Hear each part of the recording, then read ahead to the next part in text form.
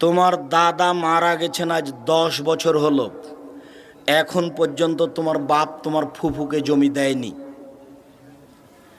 আমি তোমাকে যখন বলেছিলাম যে তোমার বাপকে যদি আমি কুকুর শ্রীগালের চেয়ে খারাপ প্রমাণ করতে না পারি তাহলে আমি জাতির সামনে কথা বলবো না, তখন তুমি আঁতকে উঠেছিলে। বলেন কি আপনি আব্দুর রাজ্জাক সাহেব, আমার বাপ কুকুর শ্রীগালের চেয়ে খারাপ? মানে এ কথা আমি বলিনি, এ কথা আল্লাহ বলেছেন।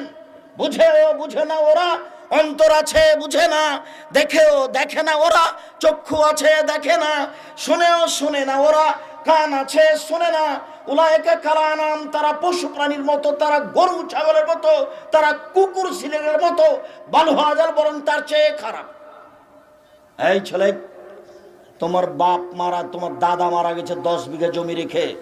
তোমার বাপ পাবে সকালে জমি আর তোমার ফুফু পাবে